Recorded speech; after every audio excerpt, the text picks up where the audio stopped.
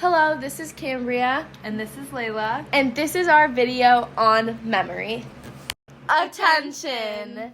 The process of how we perceive internal and external stimuli. Example of selective attention. Yeah, so my day was pretty good. I had a pretty good day. And divided attention. So what did you do today? I had a watch party in my Gov class. That's pretty cool. Yeah. I can't believe you're talking to me while watching TV. Yeah, it's called Divided attention! Encoding. Encoding is forming a memory code. An example of semantic encoding is connecting my Gov Econ class knowledge to the real world and the election coming up. An example of phonemic encoding is in the word itself. I could connect the word phonemic to a cell phone, which has sound. Structural encoding. Remember a phone number by 334. Elaboration. An example of elaboration is when you're studying vocabulary words and you link the vocabulary words to things you already know and you already understand from your past experiences. An example of visual imagery is my ginger friend, whose name is Scarlett, so I remember her name by her hair color.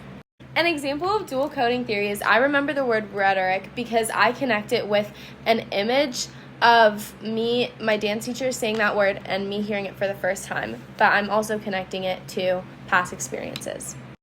An example I have of self-referent encoding is when I took oceanography class and I connected the stuff I learned to when I went scuba diving in Hawaii.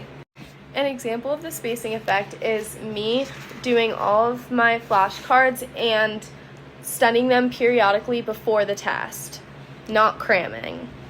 Storage is the process of how our brains maintain encoded information.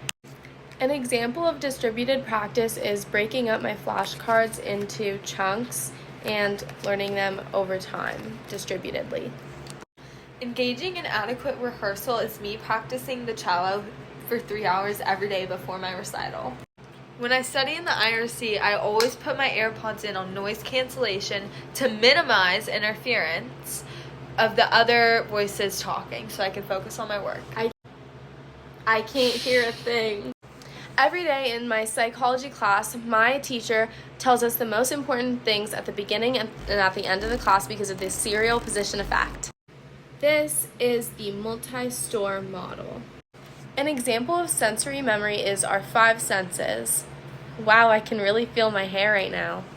An example of iconic memory would be when I'm in math class and I see the work on the board, but then he erases it and I can only remember it for a short term. An example of echoic memory is when I'm at the zoo and I hear the monkeys, and I know that they're monkeys, but I can't remember exactly what they sound like. 2 plus 2, 2 plus 2, 4! That was an example of flashbulb memory. Retrieval is when you recover information from your memory stores. When's your birthday? October 2nd. That was an example of Recall. An example of recognition is being in a crowd of a lot of people and seeing someone you know their face, but you can't connect their name to it. An example of when I relearned information was when I went to my math teacher, Mr. Saavedra, for help on SAT exam questions. An example of overlearning is when I continue to practice the flashcards that I already know, but I continue to practice them just for my brain. An example of context-dependent memory is when I lose my phone and I have to retrace my steps in order to find my phone. An example of state-dependent memory is the things that I do or learn when I'm really tired right before bed, I will not remember the next day.